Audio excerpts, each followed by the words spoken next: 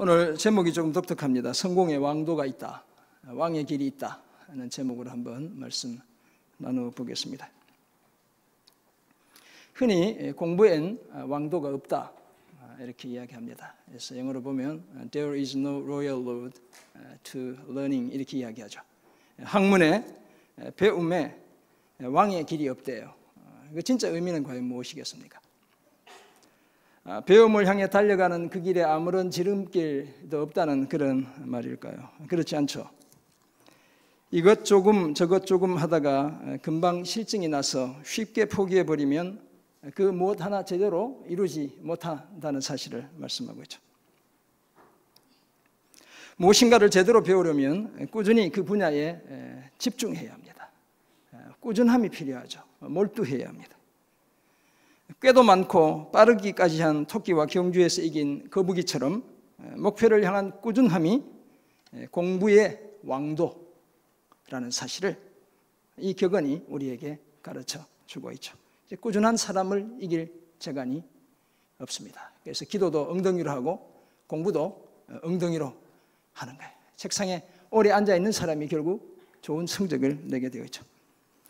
왕의 길이 없는 것이 아니라 초지일관하는 꾸준함이 없다는 그 사실, 그것이 문제임을 지적하는 그런 격언이라고 할 수 있습니다. 이 꾸준함의 원리는 우리의 신앙생활에도 그대로 적용됩니다. 오늘 본문이 길긴 하지만 제가 마치는 시간은 똑같아요. 그래서 오늘 본문이 기니까 저 목사님이 길게 설교할까 이렇게 생각하실 필요가 전혀 없어요. 아무리 길어도 아무리 짧아도 마치는 시간은 한결같습니다. 이 꾸준함의 원리는 우리의 신앙생활에도 그대로 적용되죠. 신앙생활의 성공도 결코 쉽게 성취되지 않습니다. 사실 성공을 따지는 것 자체가 좀 어폐가 있죠. 더구나 신앙생활의 성공은 양적인 측면만 가지고 되는 게 아니죠. 질적인 측면이 같이 따라와야 진짜 성공했다라고 말할 수 있습니다. 그래서 그만큼 성공을 거두기가 어렵습니다. 영영 가시적인 결과물이 손에 잡히지 않을 수도 있습니다.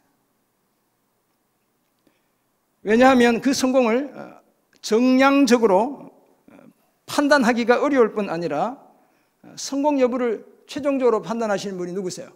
하나님이시기 때문에 그런 거예요. 하나님 앞에 서야 우리가 정말 성공했는지 평가받기 때문에 그런 것이죠. 따라서 이 땅에서는 어쩌면 그 성공에 대한 평가가 유보되고 있기도 한 거예요. 그러므로 그 어떤 것이든 우리가 하나님 앞에서 품는 선한 꿈에 대해 우리는 늘 심혈을 기울여야 합니다. 열정을 쏟아부어야 하죠. 그 일에 집중하기 위해 불필요한 격까지는 쳐내야 합니다. 실패할 수 있죠. 두려워하지 않아야 하고 실패에도 불구하고 그것이 반복되더라도 쉽게 포기하지 않아야 합니다. 거기에다 열매를 거두기까지 인내할 줄도 알아야 되죠. 신앙의 온탕과 냉탕에 너무 자주 들락거리지 말고 꾸준할 필요가 있죠. 그래야 하나님이 주시는 열매, 성공을 거둘 수 있습니다. 오늘 본문 느헤미야 6장 1절에서 19절은 이런 사실을 우리에게 가르쳐 주고 있죠. 우리는 드디어 6장 15절을 보면 느헤미야가 엘룰월 25일에 예루살렘 성벽 재건을 끝마치는 장면을 만나게 됩니다. 이제 뒤에는 막 명단들이, 이름들이 막 나와요. 제가 어떻게 설교할까 지금 엄청 고민하고 있어요. 엘룰월 25일은 오늘날 9월 말, 요즘보다 조금 더 늦게 또는 10월 초 이렇게 해당돼요. 예루살렘의 황폐함에 대한 소식을 들었던 그 때가 기슬루월이에요. 그럼 지금으로부터 약 한 9개월 전이다 이렇게 보면 돼요. 기슬루월은 한 11월, 12월 뭐 이런 거거든요. 아닥사스다 왕에게 느헤미야가 내가 예루살렘으로 가서 그 무너진 성벽을 재건해야 되겠다고 말했던 때가 니산월이에요. 니산월은 3월에서 4월이에요. 그래서 그때로부터 약 6개월 만에, 그리고 성벽 공사를 시작한 지 52일 만에 공사가 이제 끝나게 되는 것이죠. 그런데 이런 성공에는 왕도가 있었습니다. 로열 로드가 있었다는 거예요. 제가 영어 발음을 또 엉뚱하게 하면 저희 아내가 집에 지적을 하기 때문에 좀 혀를 꼬아서 발음하고 있어요. 그 왕도가 안팎의 상황 변화에도 전혀 흔들리지 않는 꾸준함이었죠. 꾸준함. 오늘 저와 여러분에게 필요한 덕목이에요. 성벽 재건에 소명에 붙들린 그 꾸준함이 영어로 얘기하면 steadfastness예요. 꾸준함이, 한결같음이 마침내 그 일을 완수하게 되었죠. 완수하게 했죠. 그렇다면 지도자 느헤미야를 비롯한 이스라엘 공동체가 성벽 재건을 마치기까지 꾸준할 수 있었던 요인들은 과연 어떤 것일까요? 무엇 때문에 꾸준할 수 있었을까를 한번 생각해 보려 합니다. 세 가지를 오늘도 이 밤에도 생각합니다. 첫째는 분별력을 가졌기 때문이다, 이렇게 볼 수 있고, 둘째는 목적에 이끌린 삶을 살았기 때문이다, 이렇게 이해할 수 있습니다. 그리고 끝으로 하나님을 신뢰했기 때문이다. 분별력을 가졌고 목적에 이끌렸고 하나님을 신뢰했기 때문에 꾸준함을 유지했고 그래서 성공했다. 이게 오늘 제 설교의 결론이에요. 집에 가면 좋겠죠. 그래도 준비한 게 있기 때문에 왜 이런 결론이 나오는지 한번 돌아보고 집에 가도록 하겠습니다. 포로에서 해방된 이스라엘 공동체의 성벽 재건이라는 성공을 주도했던 느헤미야는 기도하는 리더였습니다. 아주 급한 일 앞에서도 섣불리 행동하지 않고 기도를 통해 하나님의 뜻을 늘 먼저 물었습니다. 또한 행동하기 전에 무엇을 해야 할지 청사진을 미리 다 그려낼 줄 아는 철저한 준비형 리더였습니다. 동기부여를 통해 공동체 전체의 참여를 이끌어내는 사기 진작형, 모티베이션을 너무너무 잘하는 그런 리더였죠. 그래서 저희 아내가 저보고 김혜미야래. 이해가 잘 안 되시죠? 느헤미야가 아니고 김혜미야. 뭐 이런 이것보다 더 좋은 별명이 어디 있겠어요? 김혜미야래. 제가 그 청년 사역 할 때는 유진 피터슨이라고 하지 않고 청년들이 저보고 윤한 피터슨이라고 했어요. 감사하죠. 공동체 구성원들이 가진 작은 가능성까지 주목해 공동체의 변화를 이끌어내는 변화 주도형 리더였습니다. 말보다 행동으로 보여주는 솔선수범하는 리더였죠. 김혜미야 같죠, 여러분? 오늘 제가 제 칭찬을 많이 하네요. 사회 구조적인 모순을 개혁할 탁월한 도덕성을 갖춘 리더이기도 했죠. 그래서 늘 이렇게 목사들이 조심해야 돼요. 여자 문제, 돈 문제, 관계의 문제 늘 조심. 거짓말은 작게 시작하면 크게 되는 거예요. 우리 장로님들이랑 당에서 잠깐 얘기했지만 작은 거짓말들을 숨기려고 하면 계속 커지는 거예요. 그럴 필요가 없죠. 이런 점들이 이런 종합적인 요소들이 느헤미야를 성공적인 리더로 서게 만들었죠. 여기에다 느헤미야에게는 꾸준함이라는 왕도, 로열 로드가 있었어요. 왕의 길이 있었죠. 그래서 내 외부의 위협과 유혹 속에서도 52일 만에 성벽을 재건했습니다. 엄청난 일이 일어난 거예요, 사실. 엄청난 성공이죠. 모두가 다 불가능하다고 이야기하는 그런 상황에서 가능을 만들어낸 거예요.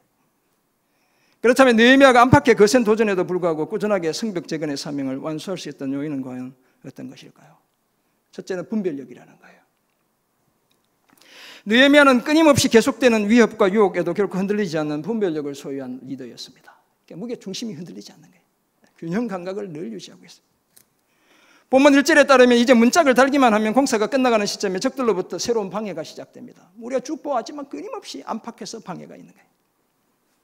산발랏, 게셈, 이름도 이상하죠. 느헤미야에게 사람을 보내 오노 평지의 한 촌, 한 마을에서 서로 만나 우리가 이제 평화를 한번 얘기해보자, 뭐 이런 제안을 한 거예요.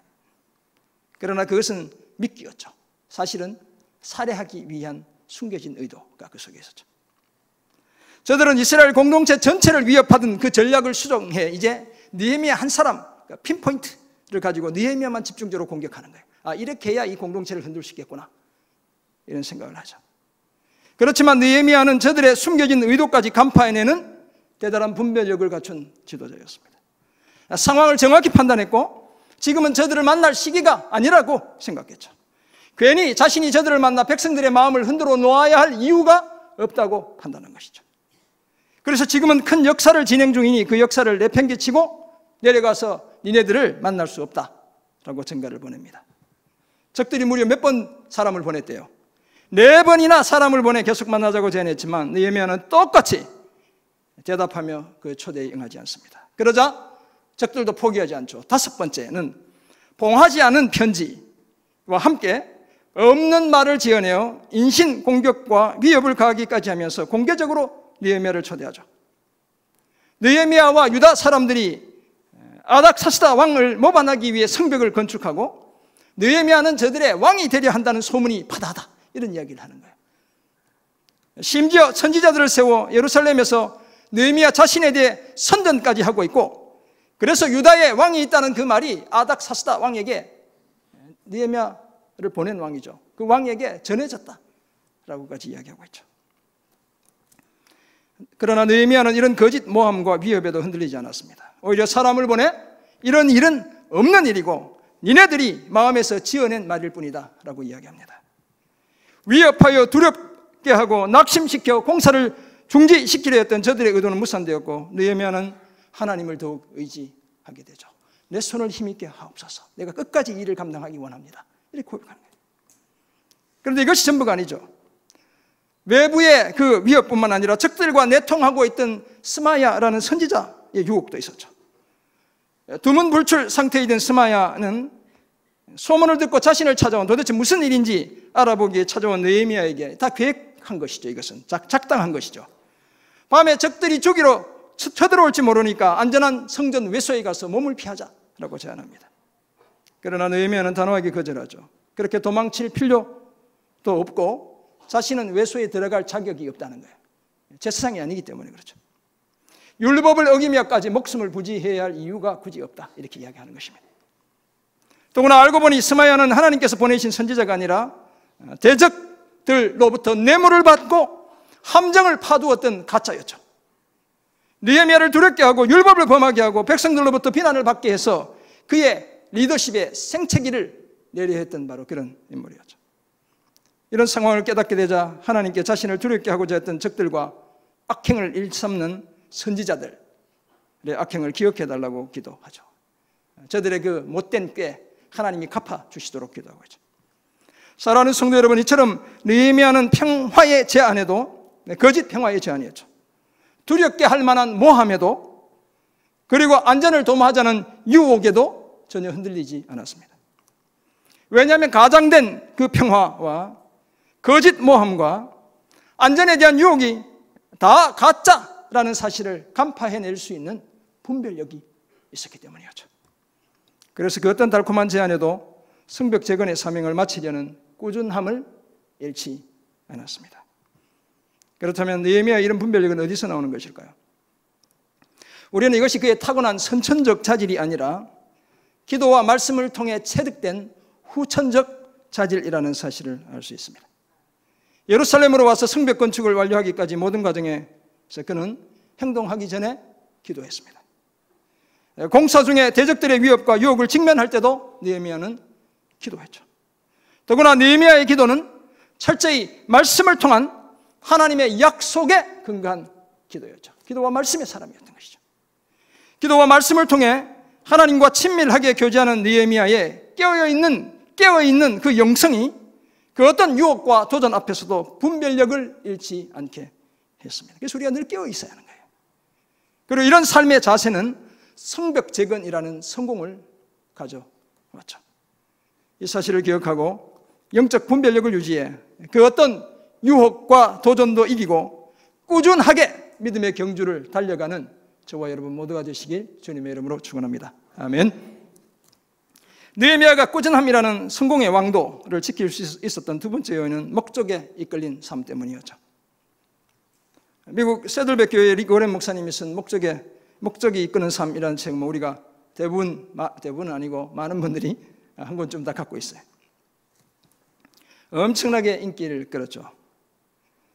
한국 교회의 목적이 이끄는 40일이라는 프로그램이 유행 들불처럼 번져가기도 했던 그런 역사들도 있죠.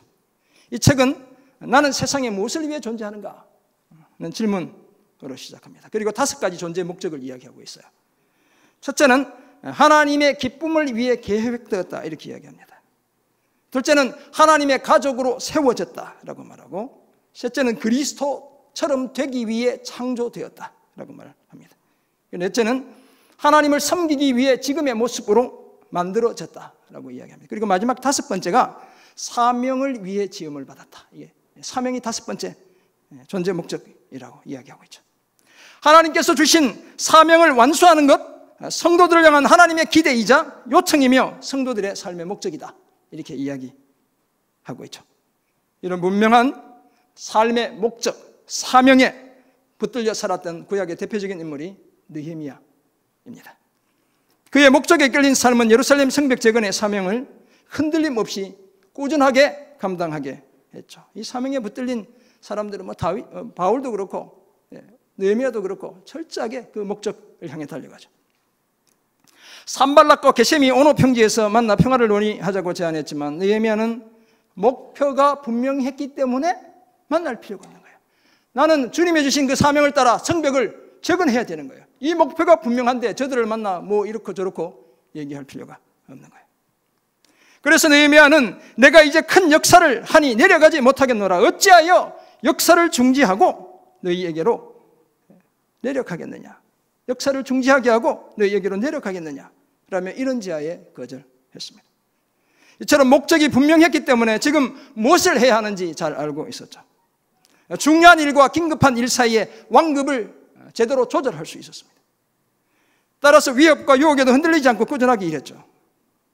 그 목적이 뭡니까? 1차적으로는 성벽을 재건해내는 것이죠.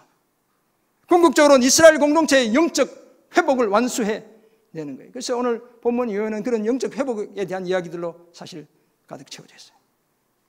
그래서 느헤미야는 호사를 누리던 그 페르시아 수상궁에서 황폐하고 척박한 성 예루살렘으로 단숨에 달려왔던 것이죠. 목적에 끌린 삶을 살았기에 자신을 해치고 나아가 성벽 공사를 중단시켜 완공에 이르지 못하게 하려는 적들의 의도를 제대로 간파할 수 있었습니다. 그래서 느헤미야는 오히려 이 일을 완수하기 위해 자신의 손에 힘을 더해 주시도록 하나님께 기도했습니다. 느헤미야가 목숨을 부지하기 위해 지금 당장 외소로 피하지 않은 것도 1차적으로는 제사장이 아닌 자신의 신분에 대한 올바른 인식이 있었기 때문이었죠. 또한 지금은 피해 숨어야 할 때가 아니며 공연히 자격 논란을 일으켜 공동체의 힘을 빼야 할 때가 아니고 성벽 재건이라는 목적을 완수해야 할 때임을 잘 알고 있었기 때문이었죠. 사랑하는 성도 여러분, 이처럼 지도자 느헤미야는 성벽 재건이라는 분명한 목적의 이끌림을 받았기 때문에 거짓 평화에 속지 않았습니다. 반역자라는 모함에도 흔들리지 않았습니다. 안전을 제공할 것 같은 달콤한 유혹에도 빠져들지 않았습니다. 그 어떤 방해도 성벽 재건과 공동체 재건이라는 그의 목적을 가로막는 장애물이 될 수 없었습니다.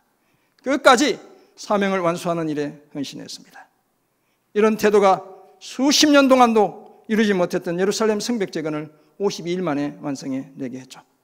공동체의 영적 회복이라는 더 큰 목적의 성취를 위한 디딤돌, 초석, 발판을 이렇게 만들었습니다. 그러므로 우리 각자는 하나님이 기뻐하시는 인생의 목적을 분명히 해야 될 줄 믿습니다. 우리를 영적으로 새롭게 재건하는 우리 인생의 분명한 목적이 있어야죠. 복음에 합당한 삶의 모습을 갖추기까지 우리를 계속 빚어가는 그 노력이 있어야 하는 겁니다. 그래서 그리스도의 장성한 분량이 충만한 데까지 이르도록 우리는 계속 자라가야 합니다. 사랑 안에서 참된 것을 하여 범사의 머리 대신 그리스도에게까지 자라가야 될 줄 믿습니다. 이를 위해 더 이상 어린아이로 살지 않아야 합니다. 사람의 속임수와 간사한 유혹에 빠져 온갖 교훈의 풍조에 밀려 요동하지 않아야 합니다. 영적 분별력을 유지할 뿐 아니라 하나님이 기뻐하시는 목적에 이끌려 꾸준하게 우리 자신과 우리 가정과 우리 교회를 건강하게 세워가는 저와 여러분 모두가 되시길 주님의 이름으로 축원합니다. 아멘. 느헤미야가 꾸준함이라는 성공의 왕도를 지킬 수 있었던 마지막 요인은 하나님에 대한 흔들리지 않는 신뢰 때문이었죠. 목적에 이끌린 삶이라고 해서 다 성공하는 건 아니에요. 교도소에서 생활하는 많은 분들이 계시죠. 어떤 측면에서 보면 이분들은 우리보다 훨씬 더 목적에 이끌린 삶을 살았던 분이에요. 나름대로 자기의 목적이 있었죠. 그래서 죄를 짓는 것이죠.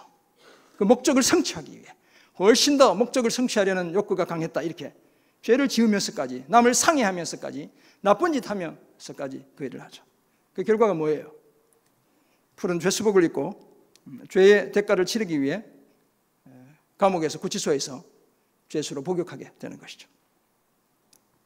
우리는 그런 분들을 뭐라고 얘기합니까? 별을 달았다고 이야기하긴 해요. 별을 달았다고 이야기하긴 하지만 인생에서 성공한 사람이라고 말하진 않죠. 그런 분들 보고 성공한 사람이라고 말하는 분들 보셨어요? 없죠. 별 달았다고 얘기하는 분들은 보셨죠? 그렇죠. 그런 분들은 목적에 이끌림을 받긴 했지만 성공의 왕도를 걸어간 것이 아니라 실패의 음침한 길을 걸어갔죠.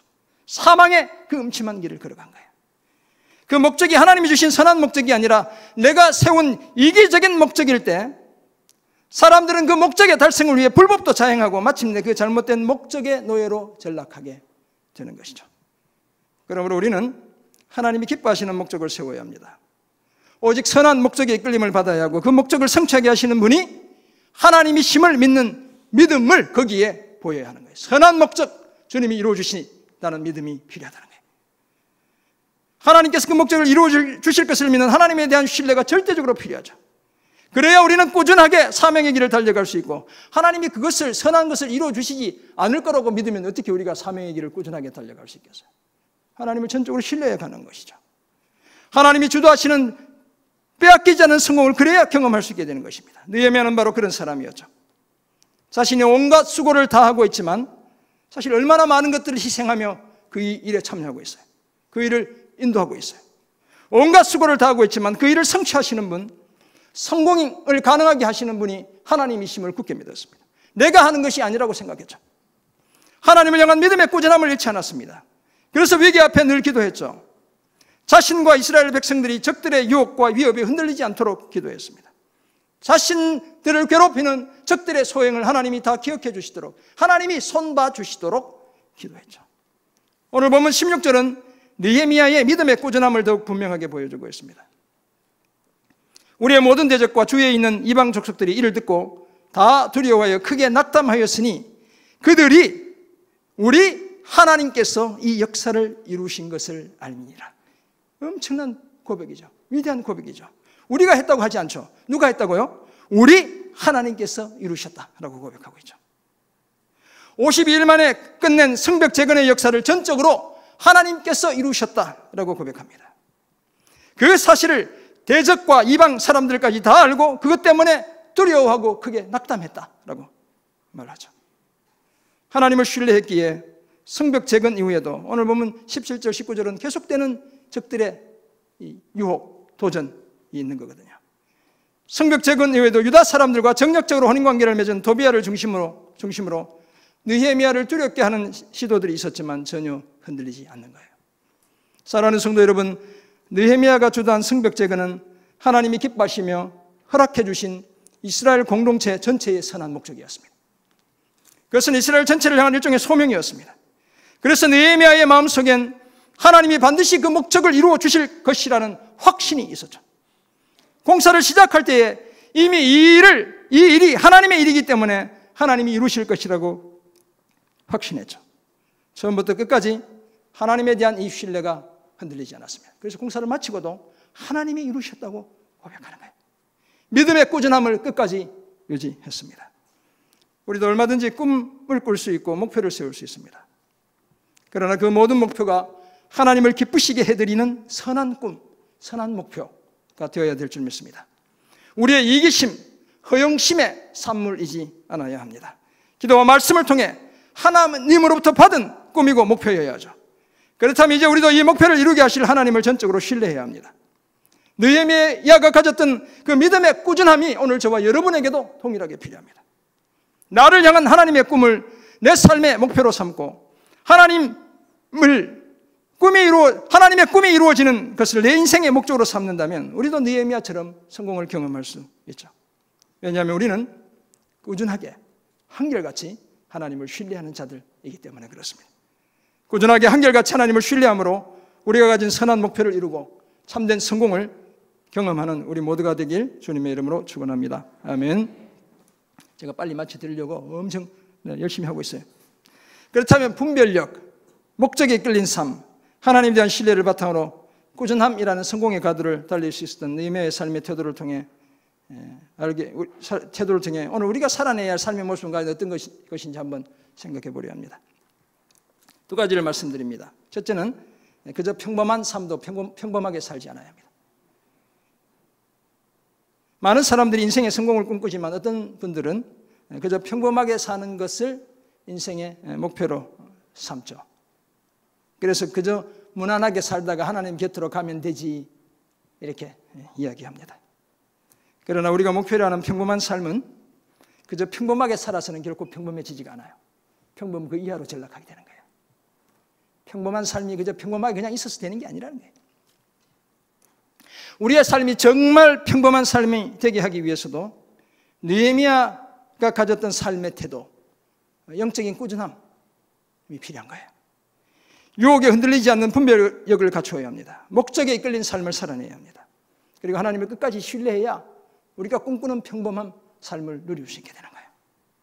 우리가 말하는 그저 평범한 삶도 사실은 하나님으로부터 우리 인생에게 허락되는 것이죠. 그러므로 이런 꾸준함의 자세를 놓치면 오히려 우리는 평범 이하의 삶을 살 수밖에 없습니다.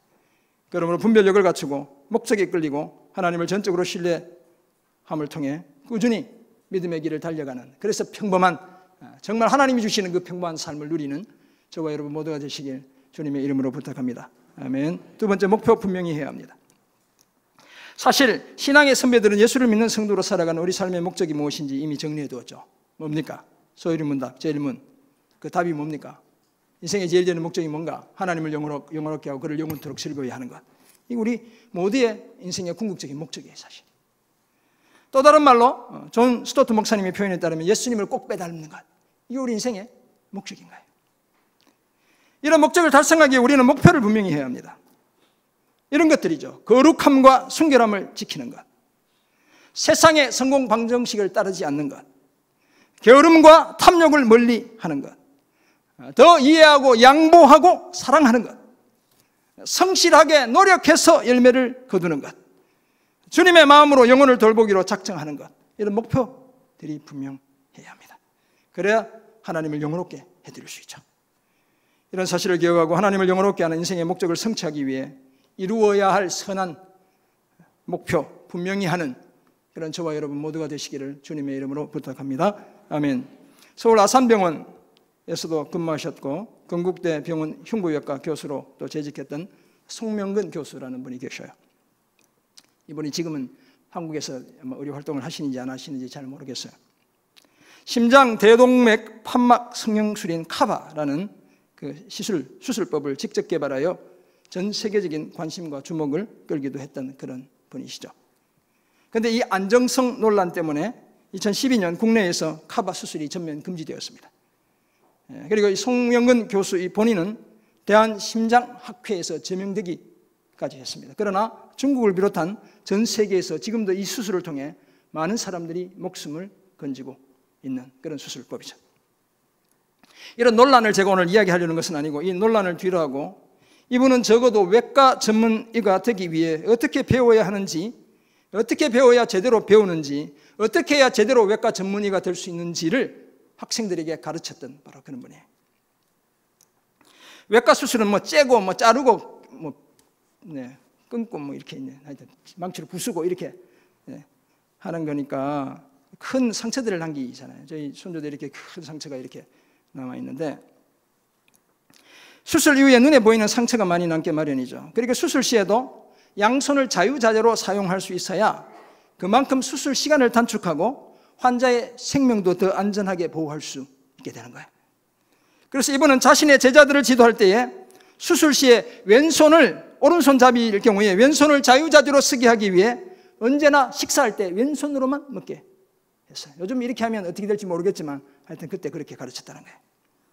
그리고 수업이나 수술이 끝난 후에 연구실로 돌아와서는 늘 수술용 바늘과 실을 가지고 방석을 깁는 일들을 늘 시게 돼요. 수술 시 바느질을 정교하게 해서 수술 흔적이 작게 남게 하기 위해 계속 이 훈련을 시켰다는 거예요. 이런 과정을 거쳐야 제대로 된 외과 전문의가 탄생하는 거예요. 명의가 되는 길의 왕도, 이것 또한 꾸준함이라는 사실을 우리는 발견하게 되죠.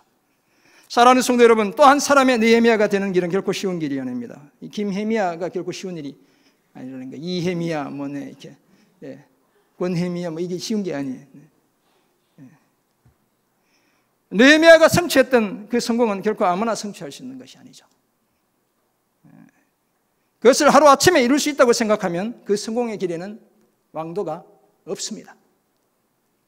꾸준함이라는 느헤미야의 삶의 태도가 위대한 성공을 낳는 초석이 되었습니다. 더구나 그것은 말씀과 기도로 연단된 경건한 삶이 쌓이고 쌓여 얻어진 것입니다. 그래서 그는 성공의 가도를 달리게 된 것이죠. 말씀과 기도의 견고한 기초 위에 분별력을 가지고 자신이 받은 사명에서 벗어나게 하는 온갖 유혹을 이겨내며 하나님이 주신 목적에 더욱 붙들린 삶을 살고 마침내 하나님이 그 일을 이루실 것이라는 그 확신을 통해 성공을 얻게 되었죠. 그러므로 우리 인생에서 위협과 유혹을 극복하며 인고의 세월을 지나는 것은 우리의 성공을 더 아름답게 하기 위한 하나님의 방편인 줄 믿습니다. 가시 속에 피어난 장미처럼 우리 삶을 더 아름답게 가꾸시기 위한 하나님의 계획인 줄 믿습니다. 그러므로 우리는 이제 평범한 삶도 그저 평범하게 살지 않아야 합니다. 우리 인생의 목표 더욱 분명히 해야 합니다. 분별력을 유지하고 하나님이 주신 목적에 온전히 붙들리고 그 목적을 하나님이 이루실 것이라는 믿음의 꾸준함을 유지하며 살아 빼앗기지 않는 하나님이 주시는 그 진정한 성공 경험하는 저와 여러분 모두가 되시기를 주님의 이름으로 축원합니다. 아멘. 기도합니다. 하나님 아버지, 오늘 우리에게 주신 귀한 말씀을 기억합니다. 우리 모두는 이 시대에 느헤미야의 삶을 살아내는 하나님의 귀한 자녀들 다 되게 도와 주옵소서. 영적 분별력 잃지 않게 도와주시고 늘 하나님이 주신 선한 목적에 이끌려 살아가는 우리 되게 하시고 하나님을 향한 견고한 그 믿음, 그 신뢰 흔들리지 않는 저희들 되게 도와주셔서 꾸준히 이 믿음의 경주 달려가 하나님 주시는, 하나님이 평가하시고 하나님이 주시는 빼앗기지 않는 인생의 성공을 경험하는 저희들 다 되게 도와 주옵소서. 감사드리며 존귀하신 예수 그리스도의 이름으로 기도드립니다. 아멘.